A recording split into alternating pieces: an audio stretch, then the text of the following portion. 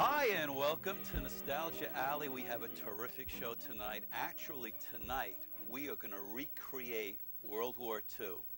How do we do it? Is the studio large enough? Well, actually, the way we're going to do it is through miniature. And we're going to talk about a very exciting hobby called Tabletop Boardgames. Two wonderful guests. One is Mark Cilio, owner and operator of the Maplewood Hobby Shop. And we have Mark Whitaker, who is game player extraordinaire. I am. Many medals across the country I'm for a major player. Outstanding gameplay. What I wanted to ask you, how did it all get started? How did war games get started?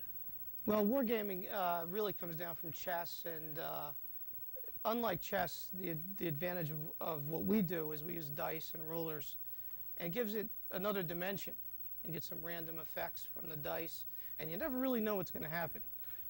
Your men can take off on you. We actually have morale rolls and all the different things that Morale rolls. Morale rolls. Sometimes my troops aren't as good as his troops, and my guys are out of there. So, wow. So it's kind of fun, and you know, we'll show you a little bit coming up. Later on we're going to do it. How did you get started in war games, playing war games? Well, when I have a store, of course, and one of my partners got me involved in fantasy wargaming, which is a different element, and then eventually it evolved into historical. And this particular game is one of the most exciting games that we've been playing. It's very popular at the store, and very popular. It's gotten a lot of people that normally wouldn't be playing war games into it.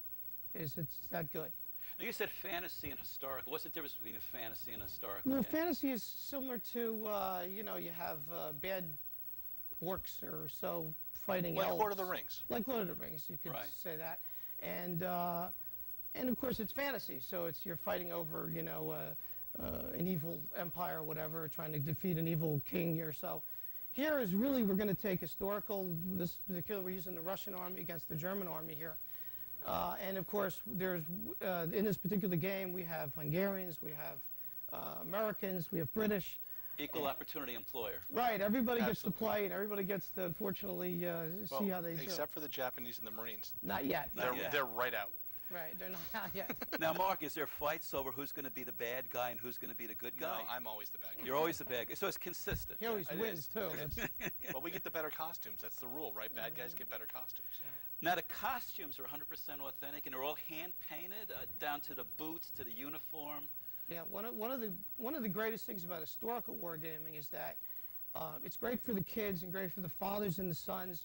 First of all of this stuff here we try to reproduce as close as we can, and of course we'll look it up in books. We have books at the store, and of course you go to the library, even on the internet, and we try to get as close as we can to the colors that they really had. So it's really kind of great. Oh, great.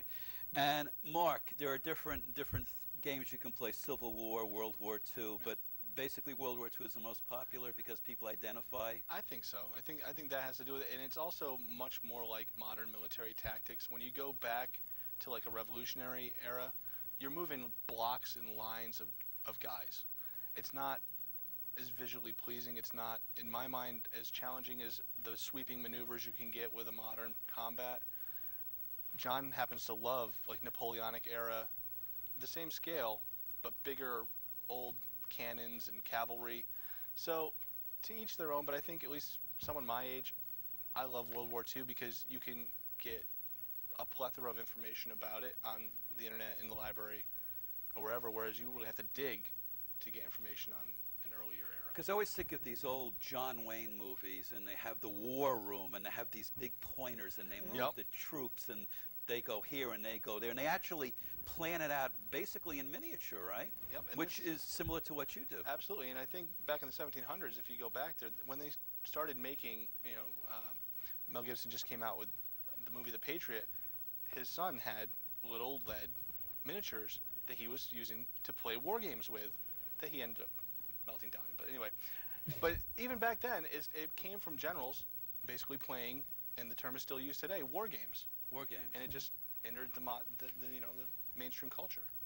Are there any like pitfalls playing or things that happen that you don't expect to happen? The problem with the game, it's addictive. We love playing, we love painting. The big thing is the social aspect at the store, and actually wherever people play. And we, as a matter of fact, last week I played down at my friend's basement. He has a big setup, and not only do you get to see your friends, it's not like it's on the internet where you're actually seeing there. You might be having a beverage or something, and you're playing, and it's just there's nothing like it, and that's what draws it. I think it's even more. A lot of us, a certain time of the week, everybody would get together and show what they'd done the week before. This is what I painted this week. Like a show and tell. Yeah, you would it's a have show and basically tell. in school. It's really something, and you guys, wow, that really came out good. How'd you do it? So you go into the different ways we paint, and sometimes like Mark's tanks are incredible. He's got some wonderful washes he does with his stuff. Yeah, maybe we can get to maybe a close-up of some of these tanks. These are all done by hand, Yep, which we I did them think all is by hand. absolutely amazing. Despite having a little 2-year-old that wants to eat them. So And just to made, show you scale, if I can, I don't know what camera I'll hold it up to. Maybe I'll hold it up to this camera. You're going to see how tiny these soldiers are, but each one is painted to the last detail, including all the mouth, the nose, the eyes, which I don't know how you guys do that. Well, it's actually You must have incredible eyesight to be able to do something like that. it's actually like a false effect. There's ways of painting to shadow it to make it look like Right. and it really there's a very quick techniques that you can learn to do it. So. So actually, war brings people together well, Well, in this a does, strange yeah. at way least by the game playing part war of it, games. it does. Right. Absolutely. Right. And I guess it brings father and sons together. We get fathers and sons in the store all the time. Sometimes you'll get customers that aren't coming in for this, and they're fascinated by the board, and they'll stand there for hours and watch us play. And how great is that? I mean, the father and son doing something together, and it's good stuff. Yeah, and it's really how I got started. My dad was playing with the little plastic army soldiers that you can still buy in the store today. Yes. And we started painting those up in very simple color schemes, and so I've basically been playing war games for 30 years. And how did you get into playing it in a serious way? Because it's really serious business. And I think even then it was really serious for me because I was playing with my dad, my 3 older brothers. So, we can't beat each other up. no. So if we wanted to No. compete with each other, we would compete. We'd paint our guys up so my guys look better than your guys, or, sure, you don't have to do the dishes, but I beat you last night. So, it still has a competitive aspect to it. At least it always did for me. Now, what I wanted to bring out, and this is an interesting thing, people are into computers. Everything is done on they have war games on computers and everything. But what I like about this is a lot different than a computer because it's a handsy, feely kind of thing. And we actually had a guy talking about that just this last Friday. We started opening up late on Fridays for people to come in and play all these war games because, to me, you asked about pitfalls. That's the biggest one. There's so many games, I not bet. enough time to play. But they've been playing online computer games for the last 2 years, and we missed them at the store. They came in last Friday, and they're like, you know what? This is what we missed. They realized that you have no community when you're on the computer. You have a limited control of what your guys look like, and then there's the buy-in factor of that's mine, I made it. Nobody else has one that looks like that one because it's mine, I did it. Whereas, with a computer, you spend your money, you get your stuff, but you didn't, I don't want to say earn it, but you really didn't earn that piece of stuff that you've created with your own hands. It's nice. I painted this. I made this tank. Right. It's a terrific thing. Well, the other thing is the scenery. All the scenery's made, and this is made out of foam. Right. Now, you even have dead guys. Oh, I have dead guys. I yeah. love the dead guys. It's not really I mean, part of the game, it's but like some hold of us up, are really crazy, and we This put dead is. guys. I in. love the dead guys. There's The dead dead guys, guys so- are great. He gets to kill my guys. He gets dead guys. He gets dead guys. Clearly, my guys never die. Right. He doesn't have to have dead guys. But it's just fun. It's just, and sometimes we do it as a joke. I mean, we have a great time. I mean, sometimes we'll egg the other person on. It's like, I don't think you can take this bridge. And I'm taking that bridge. Right. So. In your groups, you have people who are like Pattons or MacArthurs. I mean, here he Sometimes comes. I This think guy they are. is like a Patton. We definitely do. There's a guy, Wilson, who's a good friend from the store, and he plays very much in a Patton-esque kind of a way. He doesn't think about, he has theoretically an objective for the mission, but he just throws it to the wind and straight forward, right through. Either he'll get through you, or he's going to get demolished. And then, John is much more of I would call him a Montgomery kind of a guy. He wants Montgomery to think. kind of guy. He wants I to- thought that when I first met you, you were Right. kind of a Montgomery He wants kind to of think guy. it Not as through and skinny make as sure he that was, he but- doesn't lose any guys that he doesn't need to lose, and he's playing for a different reason, or in a very different fashion. So you're more of a conservative player? It all depends on which army I play, and all of us, and that's what's funny, is all of us have different armies. The game is so much fun that we play different armies, so I play different armies differently. And the point system in the game allows you to field different types of units. And I want to be a fast type of game, I could play a fast army. If I want to have a bog down, or if I want to defend, like we're going to show here, there'll be a different type of deployment. Now, how close do these games mirror history? On my battle I played last week, they mirrored one of the battles in the Battle of the Bulge. They scale it. Typically everything's scaled down because you can't possibly fit 20,000 troops. Right. So they'll say, okay, it'll be 1 to 3. So one tank will represent 3 tanks. One company of men will represent 3 companies of men. And then they just scale it down. And amazingly realistic. When you see this stuff on the board, the conventions are just incredible. What are they like, the convention? A lot of social. It's a great. It's like the store, to steal a colloquialism, on crack. It's Right. it's 10 times, 100 times what goes on in the store every day. There's 20 games going on. There are guys who sit down and build tables like this that if you took a map of the Right. actual region and you overlaid it on the table, Right. you wouldn't be able to tell the difference because they're that fanatical about it.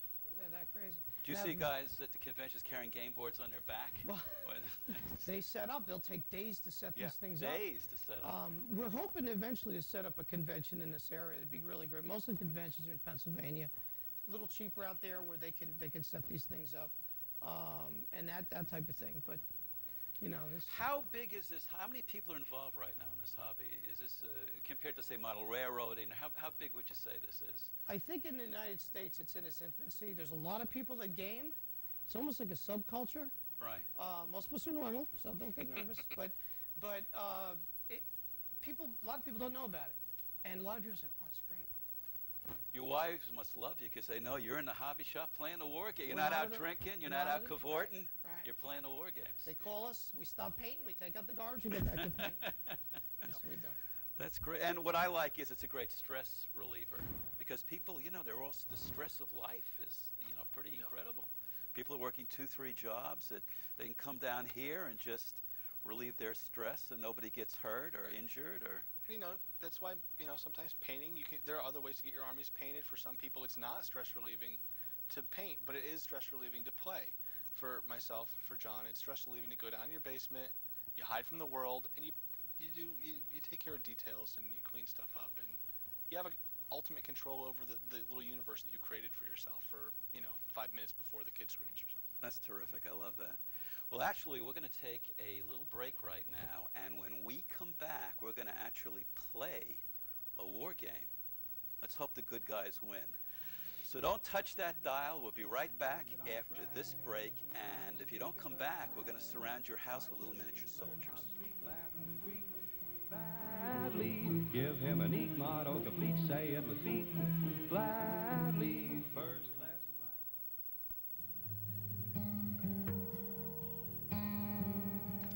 Hello! You sit. Spot sit. Good boy. Almost extra treats. That's good. And excitement. Okay, treat over.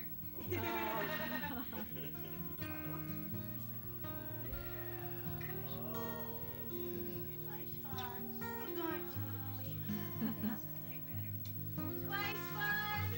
Go sit in the back with them.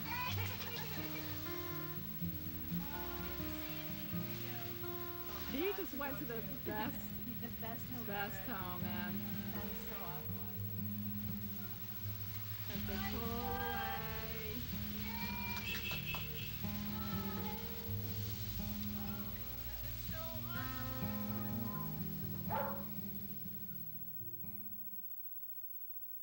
up on the toes.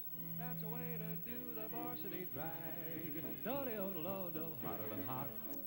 Hey, and welcome back. Now we did our homework. Now here's the fun part. We're going to play some war games. So let's show me the ruler and the dice rule, huh? Okay. Okay, let's have some fun here. Okay, so what we're going to do is we're going to start out. We've been playing, assuming we've been playing for a while already. We're going to take it with the Germans. Their objective is to clear this bridge out of these Russians that are in there. What they don't know is there's some Russian tanks back there hiding behind the trees waiting to get them. So what you do is your turn starts with what's called movement phase, which is where my side will go. We'll shoot in the shooting phase, and then we'll assault them. Then John's guys will get a chance to go also. So it kind of gets a little lopsided, but as you play through and you get used to it, it builds on itself and it goes. So every unit has an ability to move a certain distance. In this case, these vehicles will move 12 inches. So you take your ruler out, you lay it down, and you just jump your guy up there. It really doesn't matter if it's perfect.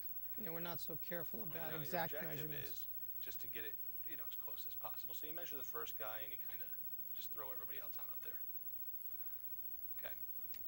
So that's all I need to move for now. Okay. Now, John's guys are dug in the woods there, a little bit hard to see. So when I declare I'm going to shoot, each gun has a rate of fire, a number of dice you roll to when it shoots. Each one of these shoots 3 times. So we have 1, 2, 3, 4. We just take 4 groups of 3 dice. And then you have an ability to hit people. One of the neat things about this game is most games they'll run off of who's shooting, and that's how easy it is to hit somebody. But one of the things they looked at when they developed this game was that it really doesn't matter who's shooting. What matters is who you're shooting at. If you look at a horde of guys charging a couple of really well-trained people, they're going to shoot down a lot of guys. If you have a bunch of well-trained people attacking a bunch of well-trained people, not a lot of guys are going to get shot up, and eventually one side will win. John's guys would fall in the first category of We're not you've that been good. grabbed off the farm, shoved in a truck, put on a We're train. conscripts, They're basically. conscripts. They're Right. made to fight. Right. Right. If John's guys are lucky, they all have bullets for their rifles. But Right, exactly. no one's telling them that.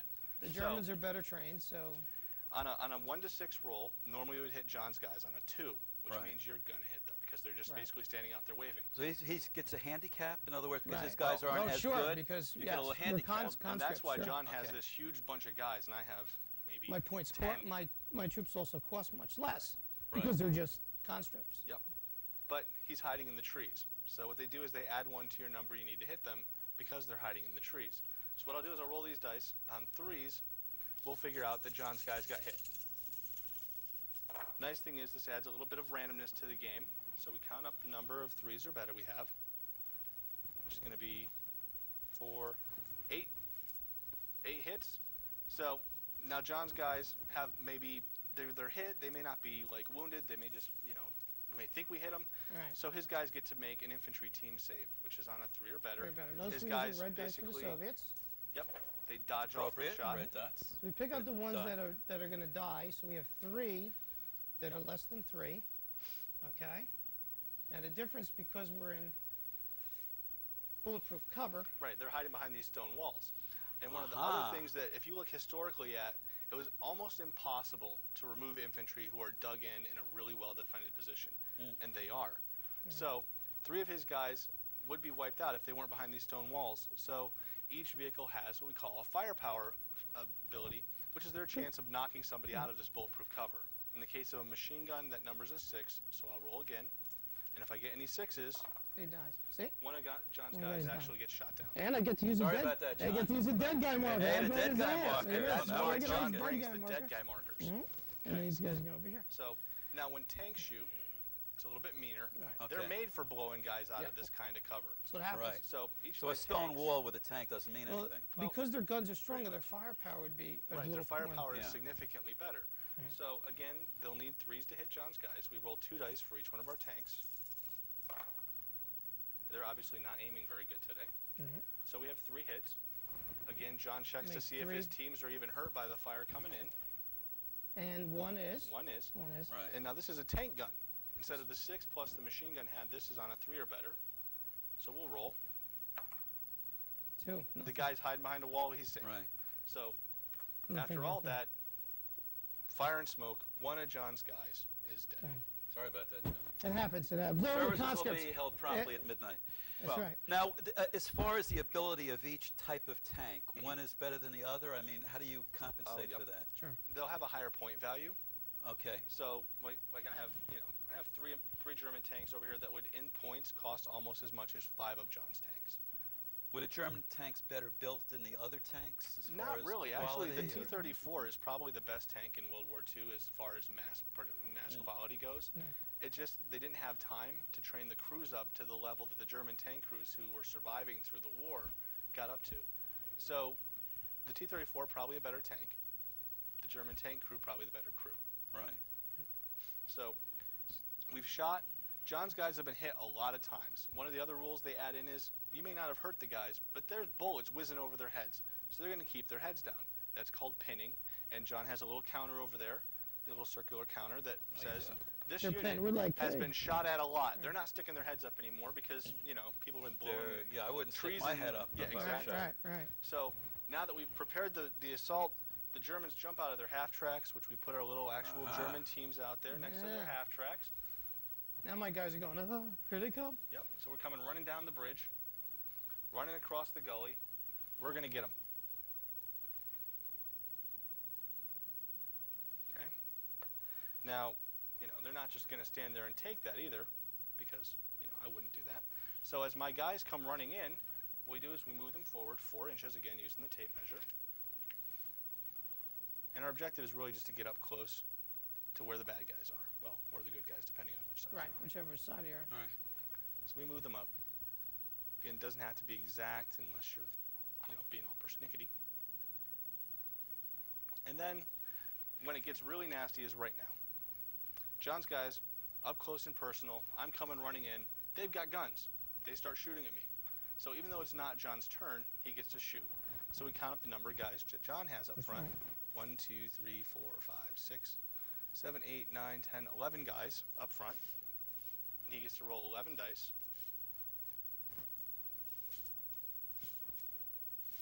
Okay. Now he has one problem. He has rifles. He doesn't have machine guns like the Germans have. Aha. And he's got his heads down, Right. so they're really not aiming so much. They're not Right. coming up. They're And hiding. my guys are better trained, so he would Right. normally need 4s to hit me. And because he's pinned down, you add 1 to that, so he actually needs 5s. Fives. And we actually hit better than normal. So how you doing, John? With all those dice, we hit 4 times. We're doing good? We don't care. We're conscripts. We don't care. And they're Conscripts. Russian infantry. They're pretty much To hit fearless. 4 times on the Germans is a very good time because I don't have to kill that many stands. Right. Okay. Now- He gets a plus. If he would have hit 5 times, my guys would have been like, "Whoa, those guys We're are done." shooting at us," Yeah. and they would have bugged out and ran away and not actually charged in. So he hit 4 times. Now I roll my saves, and I actually, for the first time ever, made all of my saves. Made all of his saves. So See? the Germans push their attack forward, and what we do now is we get down and dirty. They're in there with their bayonets and everything.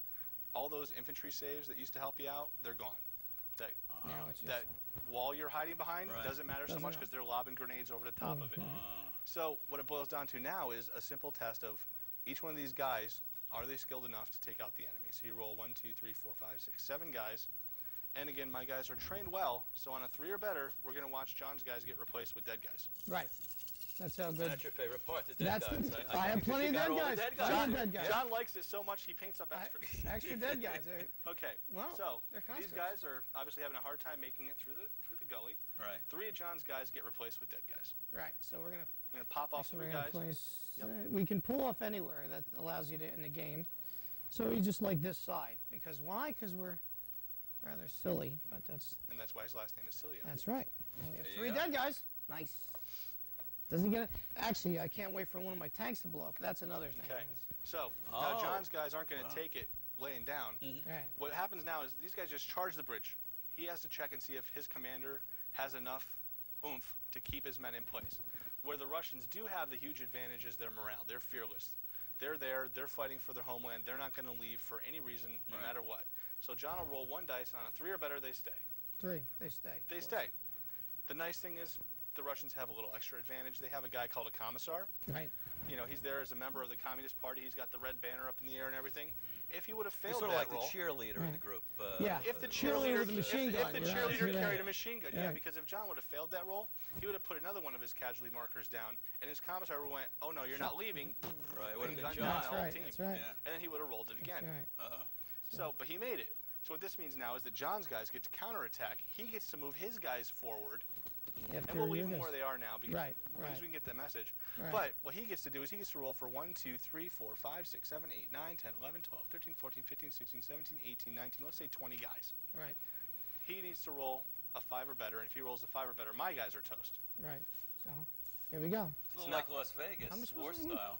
20. Well, however many dice We'll do you got 10 and there. 10. There you go. Just roll a 14. Oh, you're getting greedy now. Yeah. That's right. Okay, All so right. he's looking for 5s. And didn't Did do you many. manage to get 1? 2. 2. Yeah, Two, I see it see? right there. All right, so 2 of my guys now. Right. I don't have dead guys. They obviously sunk into the mud. Right. Okay, 2 of my guys fall off. You can use mine if you want. You know, my guys, they're He's got really, plenty of dead guys. they're not John. defending I their got more in homeland. They don't more. necessarily want to be here. They only stick around on a 4. So we roll. We Uh-oh. leave. They're leaving. We've had enough. Wow, there's a lot of Russians in those Right. woods. Who knew that? We run away. So we move 6 inches away. Okay. So now it's John's turn coming up. And John's guys get to plow through the trees with his tanks, and hopefully we'll show you. Wow, we have 2 minutes left. I hope we can do the war in 2 All right, plow through the woods. Plow through the woods. We're, All right, we'll do it we're fast. going to do a bogging check, but we'll just Yep. move up quick. The Yep. pressure's on. We have They 2 didn't realize minutes that our to tanks were finish sitting this out here. war. You know what? If we could fight wars this fast, Wouldn't that That'd be be great? great. Yeah. I'm running over my dead guy marker. Normally they don't go this far, but we're going to, All right. since we don't have a So lot he's of time. held the bridge. Right. The tanks are shooting at the tanks. They moved. Each of them takes 1 shot. They're looking for 4s to hit. Oh, we got 4 of them. Okay. 4 shots. times. Now what I do is I add his tank's gun to my armor. We Right. roll. These are failures. And then John rolls that firepower check. We checked again on a 3 or better. We get to use John's favorite part. Favorite. Flames. So tank blows up. So the And tank we go blows back up. and forth. And that's basically Well, the that's gist of it. it. Well, I think we finished the war in under 2 minutes, which is a great accomplishment. Until we can do Amazing. that in real life. Absolutely. Didn't even hurt. And nobody's actually hurt. Mark and John, thank you for coming by. It's fascinating. This is a new hobby that I'm sure a lot of people want to get involved in. The sad part is that real war can't be fought like this. That's true. No. That's the way it should be fought, without any Right. casualties Right. or any. It's just too bad. But anyway, I want to thank you for coming on the big color cast here. Thank you so much. And thank thank you you. so much. And this is Mike Sobel saying thanks for joining us. And I want to say good night to you, and especially to you.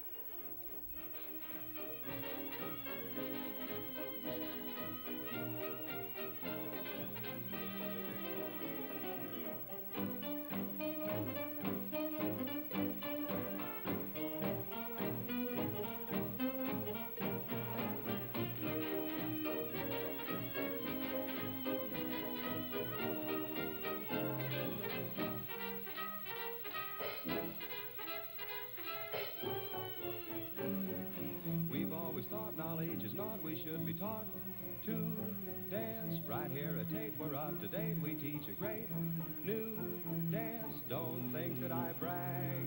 I speak of the drag. Why should a sheep learn how to speak Latin and Greek